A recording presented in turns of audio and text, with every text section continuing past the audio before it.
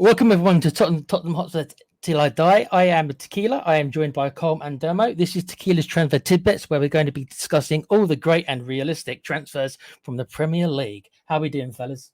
Yeah, doing fine. Looking forward to this, Tequila. Your first main show on the channel, going also live on the Full-Time Sports Network as well later, and possibly on MUFC Spotlight. Don't know. We'll have to talk to Colm and set our own little transfer. See, can we, transfer him in, get this out to him, loan it out to Man United? Tequila, what do you think? It's a loan with an option to buy, but Com's got to pay 60% of the wages. We're only paying 40%. Yeah, no more than he that. does. But anyway. Yeah, so how you doing, Com? You all right? Yeah, I'm not too bad, thank you. Interested to get my teeth stuck into some of this transfer news. See what's what.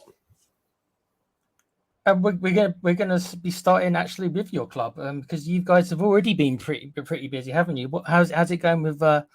You've got a new defender, we hear. Yep. So it's been very, very good actually. As you can see on there, Joshua Zirkzee, the young lad from the Netherlands. Yeah, he's come in. It's going to be fantastic seeing him and Rasmus play together, especially now we've got Ruud van Nistelrooy back at Old Trafford as well, being our attacking coach. And obviously you can see there as well, obviously you're referring to Matthias de Ligt. Personal terms are agreed with him. We are just literally waiting, from what I've heard, an announcement now that he is a new Manchester United player. So I'm happy. I'm really, really happy with what we've done so far. You've acted fast, and do you think he'll fit in? Does this mean Maguire's going to be on his way out, do you think? See, this is a difficult one. It's a difficult one for me because we're losing Lindelof. Obviously, Martinez has come back from injury. Willie Campbell has gone, which I'm actually not very happy about. I'm a little bit upset about him going because I thought he was going to be quite a good player. So it'll be interesting to see what this actually causes. But I'm not 100% sure, to be fair. And Zirkzee obviously is a good signing, and also the highly rated Lenny Yoro, who I'd like Spurs to be in for him as well. But do you think you're going to be in for him at all? Yeah, I know we've spoken with Yoro, his agents, and everything as well. I know personal terms have been agreed with him as well, but it's not done yet. I know there's quite a few teams that are interested in Lenny Yoro. It'll be interesting to see where this one goes, to be fair.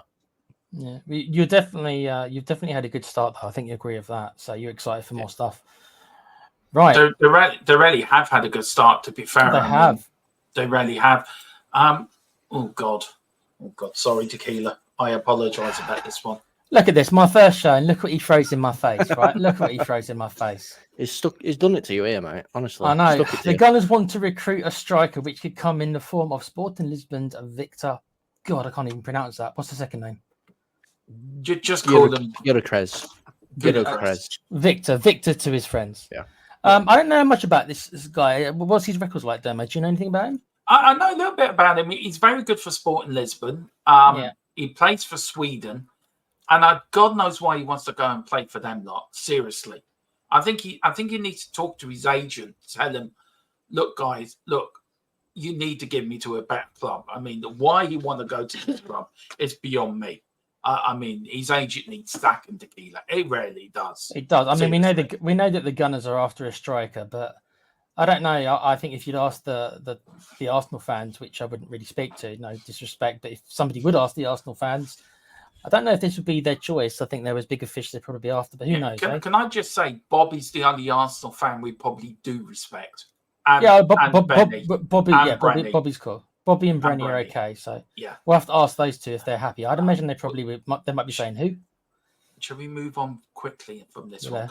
I was going to ask Con what he thinks, but anything to say about them, Con?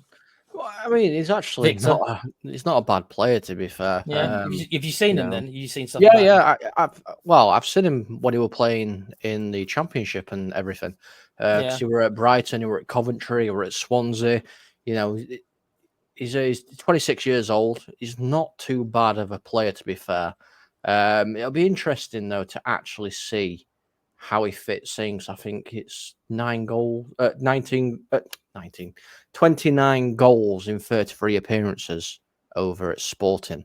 So it's a pretty good return as well. Let's see if we can actually, if they do get him. Let's be honest. This is all little tidbits. Nothing's been done as such. If they do get him, we'll see. Right, and then we've got a transfer. Southampton's newest signing. Oh, look at that name. Yukinari Sugawara, maybe, has said he was never in any doubt about joining the Premier League club from AZ Alkmaar. I don't know that much about him myself. Dermo, you know anything about this kid? Yeah, well, I'm just going to look up to him now. I actually haven't heard of him for him now, but he is a Japanese footballer. I just look at it there. He is a white back. That's what he is. He's 24 years old.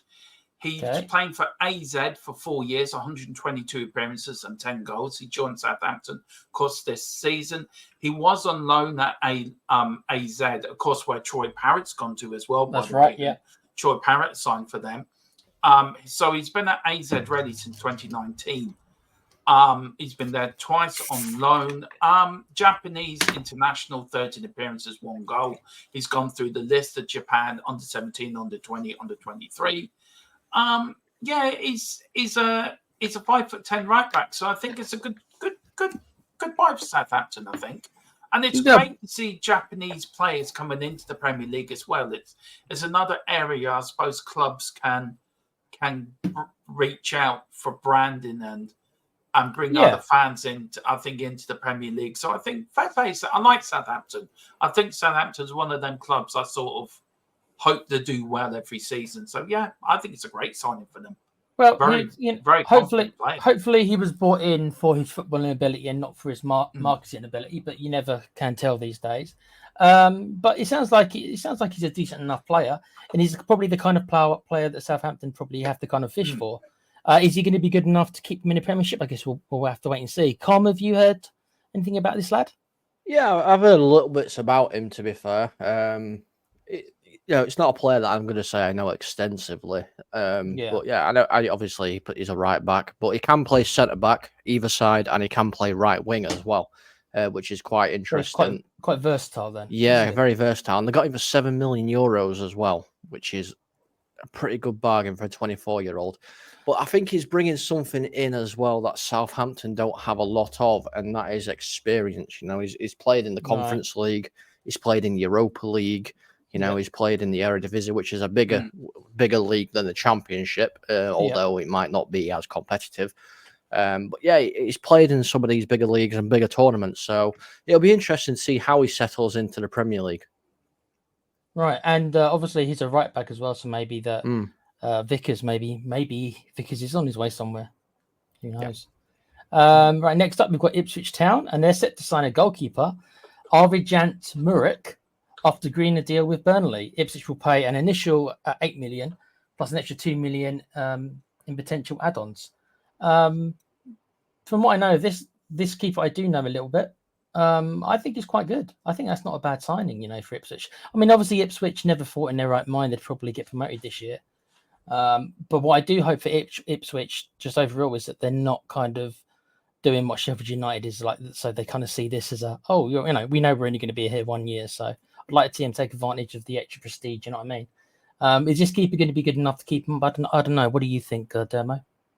I think it will. He was at Man City for a good few years, never made any appearances for them. Spent a few seasons on loans at a few different clubs, but it's been at Burnley since 2022, made 51 appearances for them. I like him. I think he brings experience. He's a 25-year-old, so he's got Premier League experience. And I think you need that as a goalkeeper, marshalling your back four or back five, whatever your defence is, that knows the Premier League. And I think it's a great move for him, a great buy for Ipswich Town, actually, in their bid to stay up in the Premier League. Yeah, and he's got experience, because all due respect to Burnley, most years they were fighting against relegation. So he knows what it's like to be in a relegation fight, which Ipswich probably, let's be honest, will probably be fighting for their lives in this division. Com, any information that you've got for this keeper? Oh, well, this is my area of expertise, goalkeeper. Of course it is, yes. Because obviously I am a goalkeeper and everything myself. So he's a, I don't want to say it in a bad way, he's a good goalkeeper. Championship level. Premier League, I think he's going to struggle. I mean, he played 45 times in the Championship and conceded 35 goals. He got 20 0-0s to his record as well across competitions. So fair enough, I'll give him that. But if you look at what he did in the Premier League, he played 10 times and conceded 16 goals. The jump from the striker and finishing quality from the Championship to the Premiership is massive. And I'm hoping he's going to prove me wrong because he has got a lot about him. He's only a young player as well. Say young. He's young for a goalkeeper. He's 25. He hasn't hit his prime yet. That comes in another couple of years until he hits the top of his game. But it'll be interesting to see exactly how he plays because obviously if he was top quality, then Man City wouldn't have let him go in the first place. True. But I think he's more of a Championship than a Premiership goalkeeper. But I'm more than happy for him to prove me wrong. Well, you've got to look at the fee. I mean, 8 million, and let's say that the add-ons do come into play. Probably them not getting relegated. Probably, I'd imagine, might be one of the add-ons. Them staying in the Premier League. So for 8 or 10 million, I mean, that's where they're shopping, isn't it? Unfortunately for Ipswich, that is the market they've got to shop with compared to the other teams. Right, up next, Fenerbahce. Fenerbahce representatives are said to be flying to London to hold talks over signing Crystal Palace midfielder. Can't see that because of the slide. Jefferson Lama. What do you think, on this one? Do you know what? Mourinho's in there. A chance to play under Mourinho. I mean, the Turkish league is not the biggest league in the world. Sanchez went out there as well. I think he's at Fenerbahce as well. Daniel Sanchez, ex-Spurs defender. But a chance to play in the Mourinho, I do you know what? I'd do it. He is a 29-year-old, so he's nearly 30. He is a defensive midfielder, centre back, who plays defensive midfielder or centre back. Now he's only made 28 appearances for Crystal Palace. Previously, he was at Bournemouth, made 176 appearances and scoring 12 goals. So. And also a Colombian international. Do you know what? I can see this one coming off. I think Palace may want to sell him, I think. And he's getting to 30. Mourinho, a chance to win something with Fenerbahce. Is he going to win anything at Palace? Probably not. No, probably not. Will he win something on Mourinho? Probably yes. Good chance. So I think this will happen. Personally, I think this deal will go through. I don't know what Colin thinks, but do you think Sanchez has put a little word in his ear? Say, come join me, mate. Good. They're both Colombians, aren't they? They're both Colombian international. I think he has. I think he would say, come and play for me. And Mourinho had Sanchez at Tottenham, so he knows what Sanchez is like. And I think this deal will happen. I think Lama will go to the Turkish Super. I think it's called the Super League in Turkey. Colin, what do you think on this? You know what? This would be a very smart play by Palace if they let him go. Because he's probably worth about 20 million right now.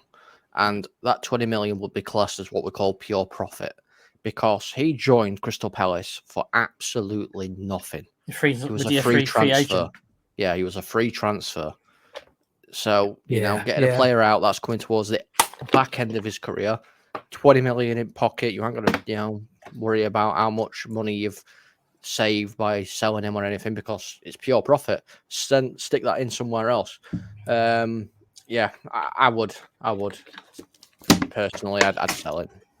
If he's not playing that often for you, I mean, come on, they've got better players as well. I'm not going to be funny. Palace have got a very, very good team. They can probably afford to let him go, can't they? Yeah, exactly. So I'd do it. I'd let him go.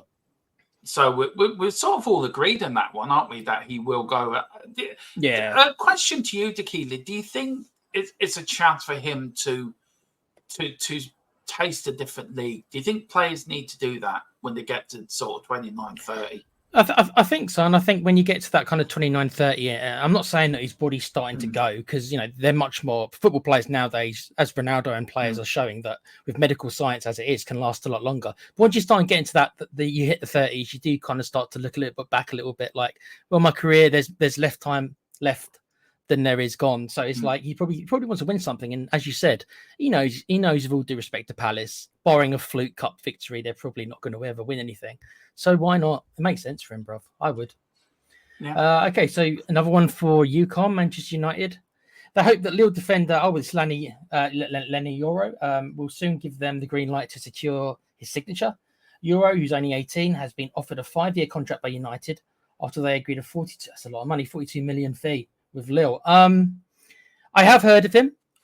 He's a very good, highly rated young prospect defender.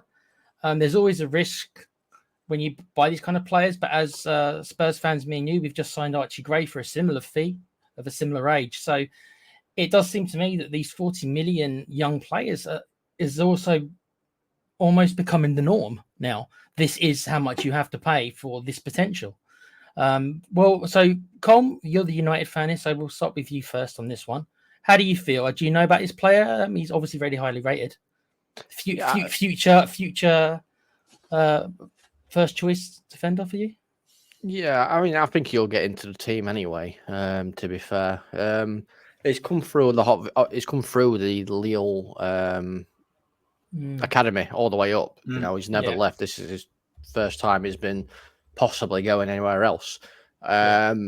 Centre back doesn't really play anywhere else. Market value is about 50 million. So it's quite interesting that we've got him for 42. Well, I say we've got him. They've agreed to a deal for 42 because I think they probably could have squeezed a little bit more out, to be fair. The only issue I really have is that he's 18 and he's costing 42 million.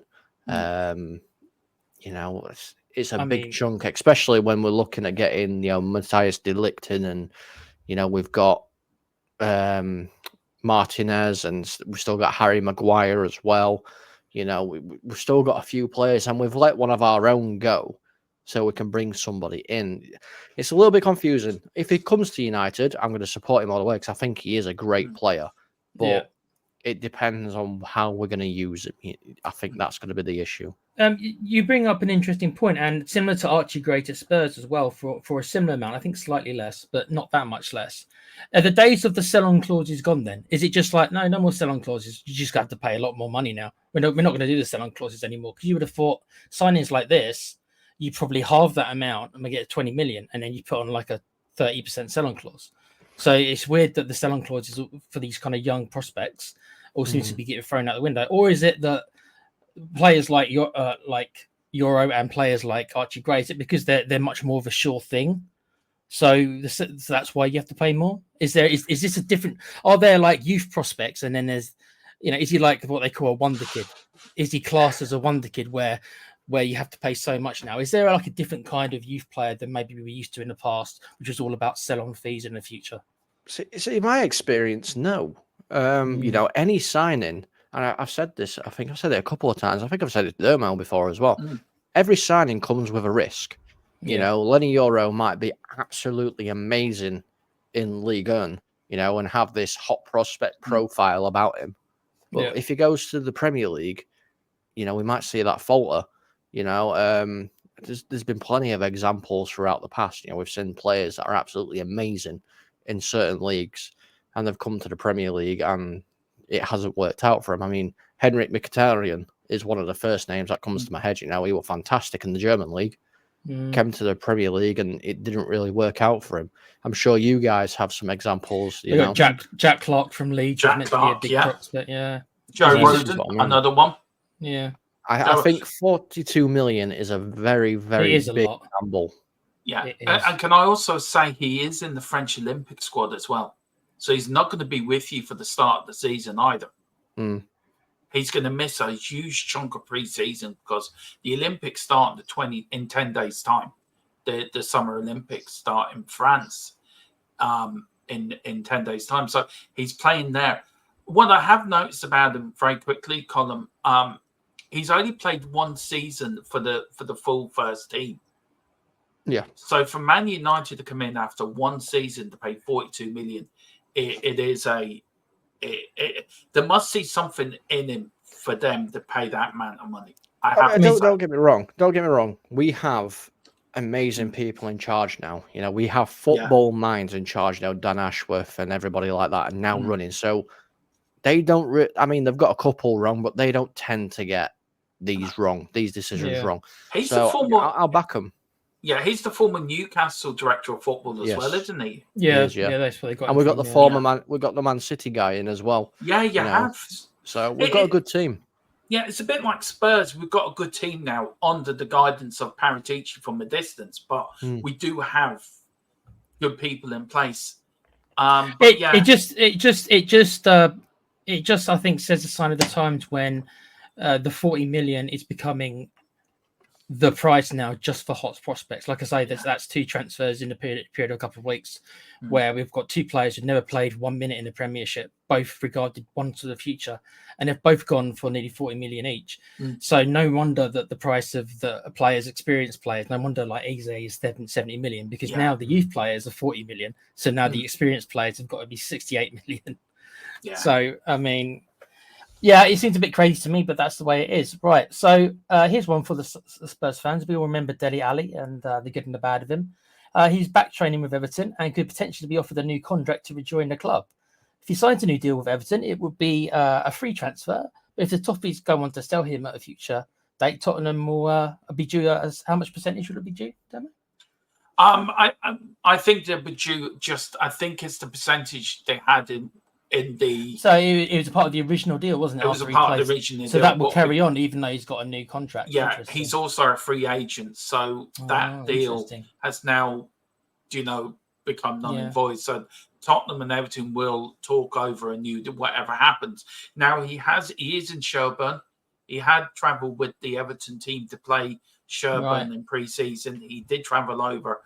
I think for what I know and for what I think is going to happen, he's going to be offered a 1-year contract. I don't think Everton are offering more than that. No.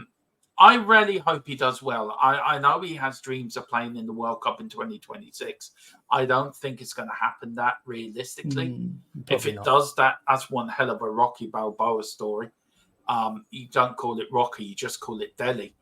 But I wish him all the success in the world, and he's been through a lot with his substance abuse, with his mental health as well, and the stories he came out with, which was very brave of him to come out with at the time as well.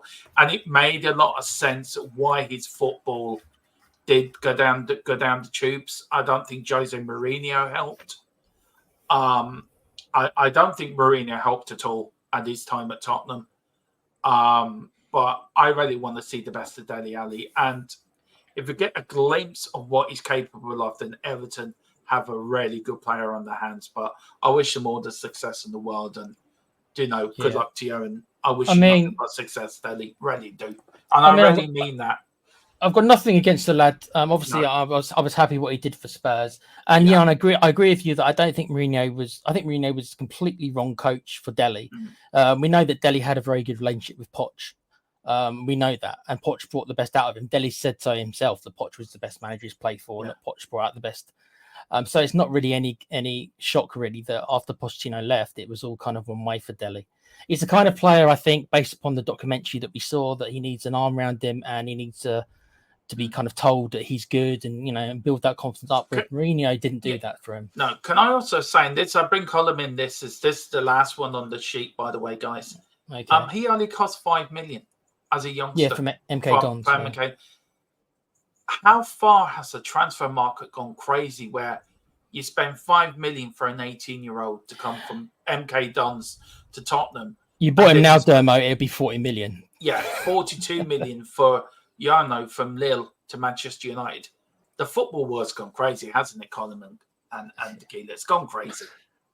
Well, yeah, it has gone crazy. I mean, I'm going to go on past experience here. I've seen Dele Alli live in person, back when he was playing at MK Dons.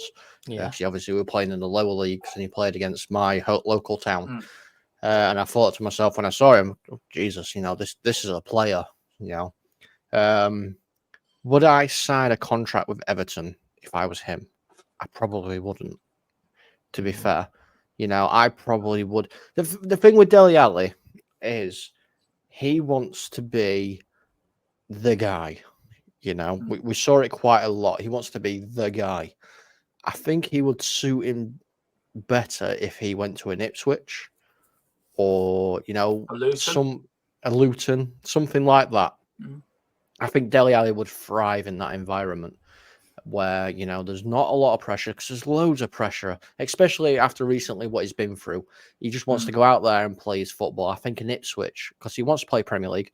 Yeah, that's fine. I think he's got the quality to play Premier League, but he's been having issues, obviously, that he's managed to get through. He's spoken openly about. I think at Ipswich should be a better way back into it, because they've got a good manager. He knows his stuff, and he'll get the best out of Dele Alli. I think he will. And then from then on, see what happens. But I think there's a lot more pressure on him at Everton, and I'm not sure he's going to be quite ready for that. No, I just wish him all the best, and whatever he does, he has our support, no matter what anyone says. Yeah, it's the last thing I'd say on it, that maybe it's not a shame, but most of the clubs, I mean, even in Ipswich, is that they're all going to be fighting relegation, and I don't know if Dele Alli is he the player you want in a scrap with you? Do you know what? I think it would. I think he would. I think, as Colin said, he would thrive. Is he not more of a kind of a luxury player? Which but But you always need a luxury player, even if you're scrapping at the bottom. You need a luxury player, because if you're fighting it out for 89 minutes against another rival that's hit for relegation, and you've got a player with the ability. Because I'm not going to lie, Dele Alli's got ability. If you bring on Dele Alli, it only takes a moment of his magic to win you that game. Yeah, it is. I can't say any more. Yeah, I can't say more. But good luck to him. All I say is good luck to him. Yeah, and again, we give him credit for coming out, and especially men. It's difficult for blokes to do what he did. So I have to give him a lot of credit for that, for coming out and talking about it. A lot wouldn't. So we'll keep a close eye on that one. I think, Tequila, won't we? On that level. I hope he lands on his feet, and I hope that him getting to a World Cup. Yes, it's very low chances, but even if he doesn't, I hope that he can still be proud of what he's managed to achieve, and be happy with himself in life, because that is the most important thing. It is.